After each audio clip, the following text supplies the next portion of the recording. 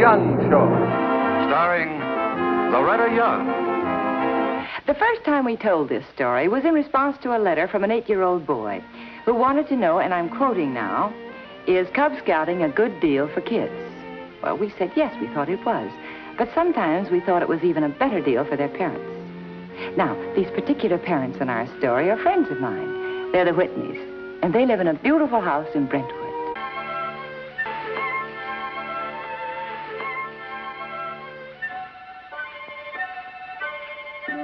Angie? Well, finally decided to come home, eh? What are you still doing up? It's after 3 o'clock in the morning. Where have you been all night? Well, after the opera, we went over to Josie's for a bite to eat and got to talking, you know. Where's Mr. Whitney? Working late again. I thought when you got to be the president of a big company, you got other people to do your work for you. Else why'd be president? Not David. He's very conscientious. Did you just doze off there, Angie? Indeed not. In addition to my duties as a housekeeper, I've also taken on those of the mailman. Your son wrote you a letter. Oh, a letter, huh? It's a sad day and age when a mother and son living under the same roof have to write letters to each other. He expected you to look in on him before you went out tonight. Well, the things got so rushed. You know, I was late for dinner as it was. He's such a good boy. Yes, he is. You know, he's just crazy about you. We're good friends. Yeah. Well, good night, Mrs. Whitney. Angie. You know, you're the prettiest mailman we've had yet. Oh, get to bed. Your late hours have touched your head.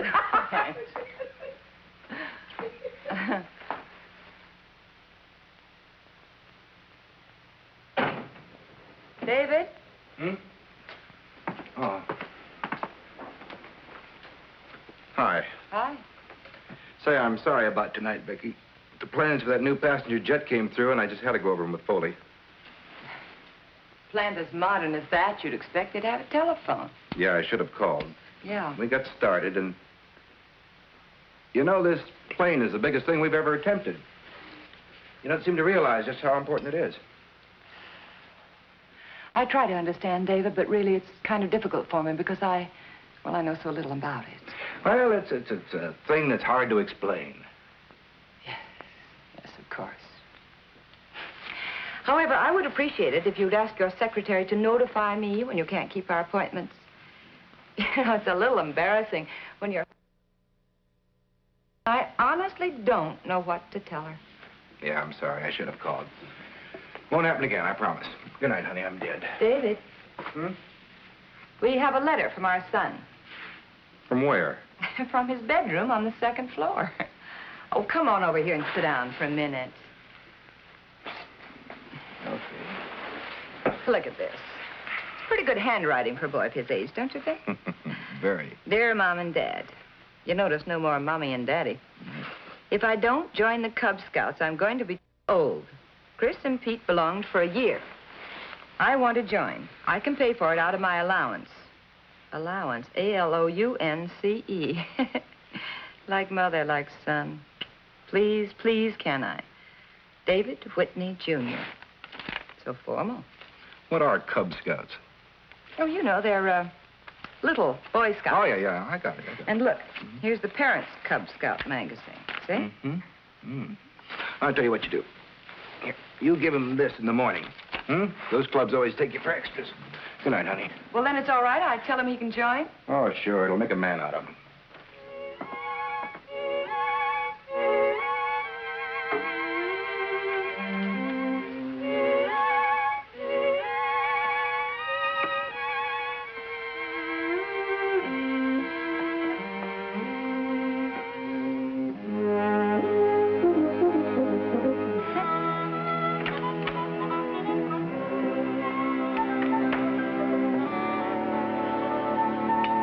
Thanks, Angie.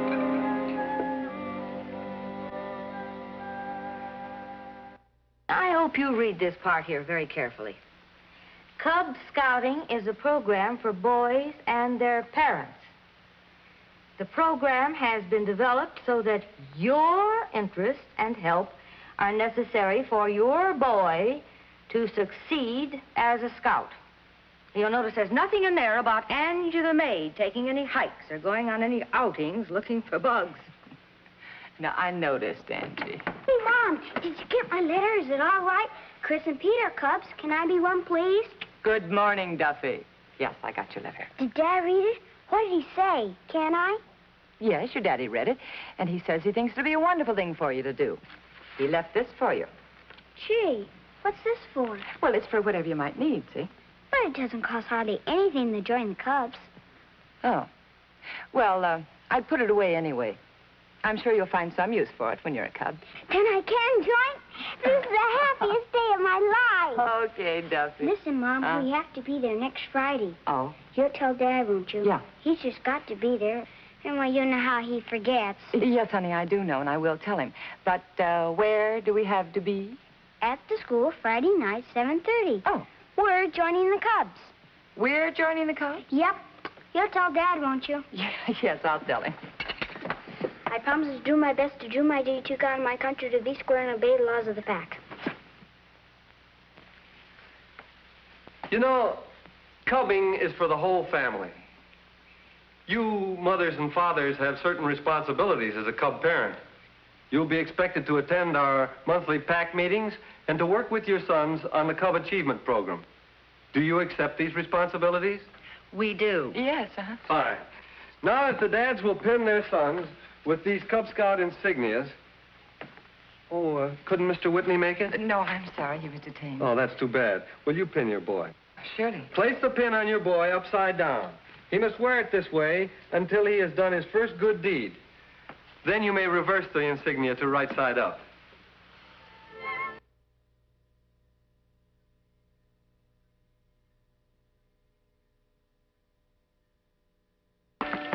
Mrs. Whitney, I'd like you to meet my wife. Oh, how do you do? How do you do? Mrs. Henry will be Duffy's den mother. Oh, how nice. Isn't that nice, Duff? Yeah. My goodness, the Henrys are in the Cubs full force, aren't you? Must be a terrific amount of work for you, Miss Henry. Well, in my present condition, it is a little hard keeping up with the boys. There are only 6 in my den, but they're all jet-propelled. Well, if I can ever be of any help to you, just call on me. I'm calling. You can help me with the meeting on Friday. Oh, I'm sorry, Friday. That's not a good day for me. But any other time. A den mother can always use help, mental and physical. Excuse me. Yes, surely. But it's fun, I keep telling myself. Yes. So when you have some free time and you're feeling strong, why don't you call me? I certainly will do that.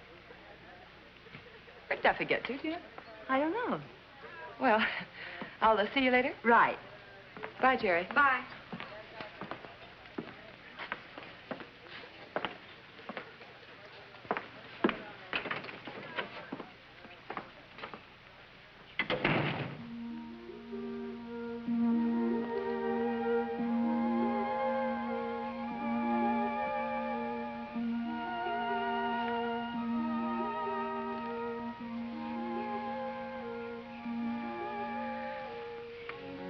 Duffy, I know it's hard for you to understand why your daddy didn't come tonight. Jerry's father was here.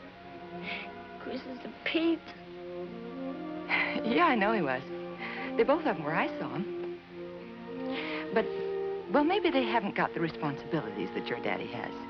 I mean, business responsibilities. Remember, he's the president of his company. He's the boss of thousands of people. And they're his responsibility, too.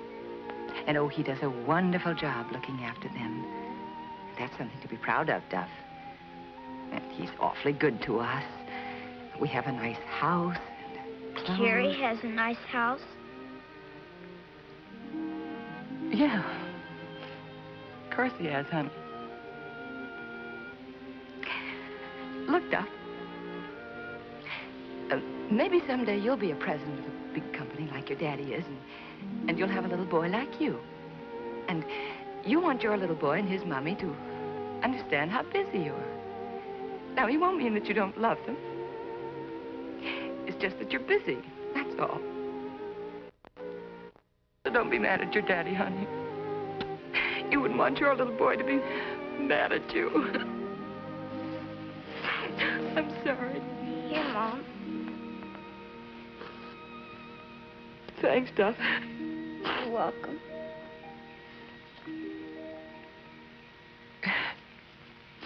You know, I think I'd consider that a good deed. So I'm going to turn your pin right around. How's that?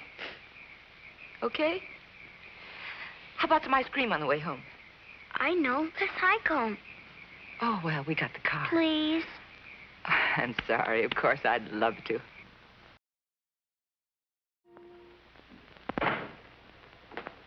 Hi. Hi, have a good game? Oh, terrible. We didn't play canasta. We played a thing called Scrabble. I found out I not only can't spell, I'm ignorant. No comment. What, may I ask, is that?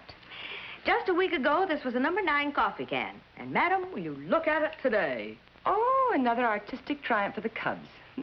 Where is my little monster? He's at the Cubs, transforming another batch of cans into heaven only knows what. Benji's 6:45. He couldn't still be there. An artist knows no time. Oh, well, the mother of the artist is going to find out. Can't imagine Mrs. Henry keeping them this late. Let me see. Henry. There it is.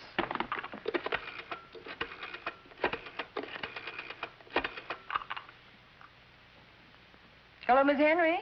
Miss Whitney. You're kind of working overtime, aren't you? When do you plan to close shop? Isn't Duffy there?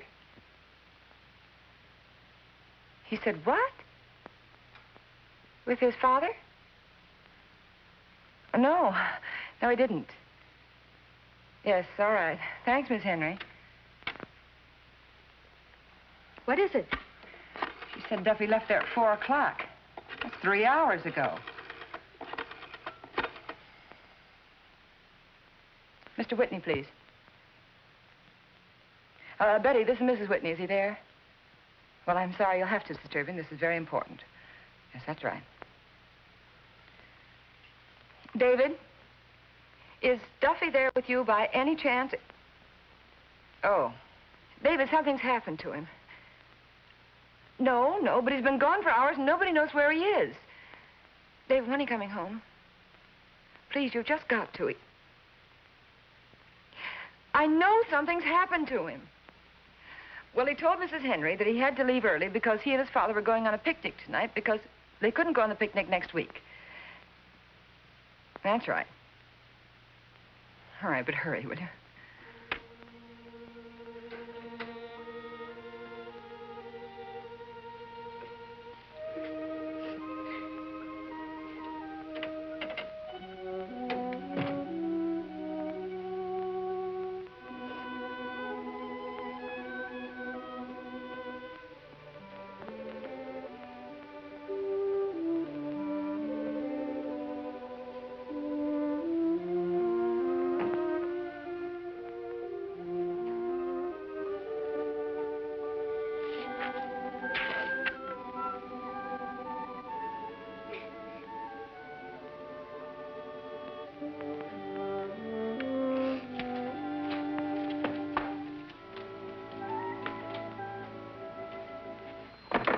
Hello? Yes, Miss Henry. Is he home yet? No. No, I'm glad you told me. Yes, thank you. Goodbye. What is it, Becky? Who was that? That was Miss Henry, Duffy's den mother. Did a Mr. Henry call you a couple of weeks ago about a picnic? Henry? Oh, yes. I don't know exactly what it was about. Something to do with Duffy, so I referred to call to you. Why me? You're his father. Oh, David doesn't have any interest in your son at all. No, Becky, that's not fair. You know how busy I've been. Busy, I know. Look, Mr. Henry has put hours and hours every week in with your son, more than you give him a month, and you were too busy to answer a phone call I'm sure from that him. his call couldn't have been this important. Not to you, no. But obviously it was very important to your son. It was so important, why didn't you have him call me back? Because he never called me. After your brush-off, I guess he just decided to drop Mr. and Mrs. Whitney. Oh, I'm not blaming it all on you, David. I should have shown more interest, too. More interest in what? Duffy, the poor little thing. Both of us are always too busy. No wonder Mr. Henry took pity on him. What do you mean, pity? Just that. Mr. Henry told his son to tell Duffy that if he ever needed any help with the scouting, to come to him. Well, this afternoon, Jerry told Duffy that he'd share his father with him, and Duffy poked him right in the nose. See, he's your son. He's proud, and he doesn't want a substitute. If he needed help, why didn't he come to me? Because he's not used to coming to you, David. Oh, it's true. You and your son are strangers. We're all strangers in this. Vicky! Oh, David, where is All right, he? now, Where take is it easy. Take it easy, honey. We'll find him. We'll find him. Now, look. You called the police? I called him, and Mrs. Henry's called all of his little friends, and nobody knows where he is. Well, come on, now, sit down here. Sit down. I think I'll go out and just have a little look around, okay? I'll go with you. No. You just stay here and you relax. No, I'd rather be doing something. Look, I'll go to the park, and you look around the school, all right? Oh, David, there's so much we have to straighten out. I do love you so much. All right. Come on, let's go. Yeah.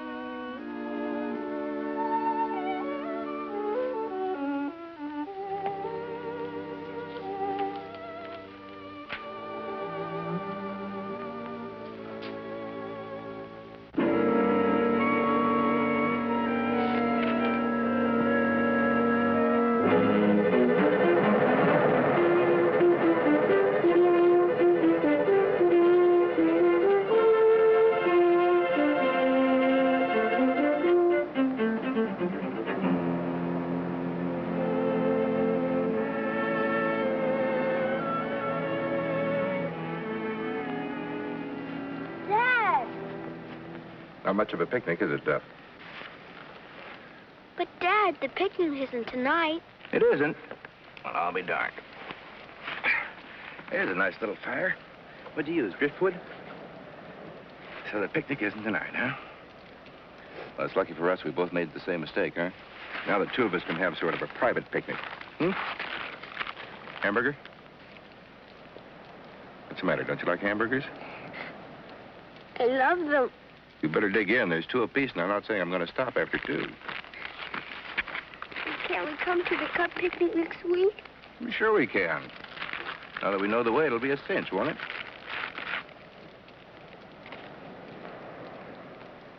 What's the matter, Duff? Nothing. I just want us to go, that's all.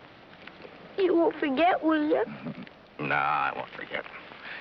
And listen, what's this I hear about you needing help with your scouting? I don't know how to tie my tie. You don't? Well, after this, you come to your old man. Anybody will tell you he ties the roundest square knots in town, huh?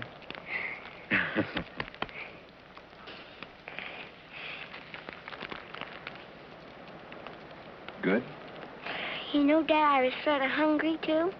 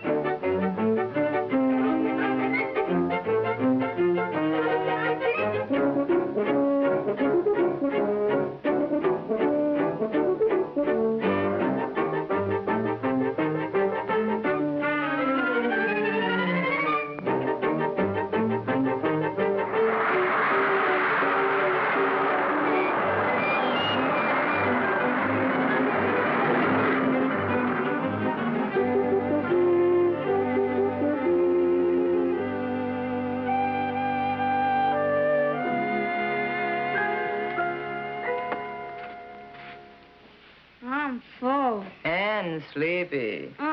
Just full. Vicky? No sale. It's good. What's the matter with you guys? Don't you like my cooking?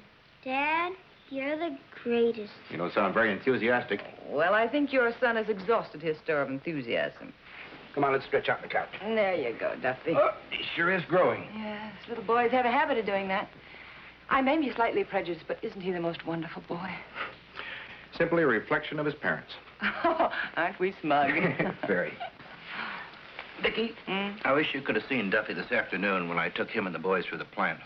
He sure kept me jumping with his questions. You know, he's smart. Sure. They all are. I made notes of some of the questions they asked, and later on, Foley and I went over them. And by the time we'd figured out all the answers, we'd found out a couple of ways to improve our operations. That's wonderful. Made us feel pretty foolish for a bunch of kids to come in and set us straight. Out of the mouths of babes. Yeah. You know, Foley and his boys want us to go on a hunting trip over the first part of the holidays. Would you mind? But I thought you had to go to New York. No, I can wait till after the first of the year. I thought maybe by then you might be able to go with me. But it's a business trip. And you're deductible. Oh, David. Come on, it'd be fun. We haven't had a real vacation for a long time. Oh, I'd love it. And anyway, they have wonderful sales in New York in January. We've got a date? Oh, darling, you have a permanent date with me. Promise?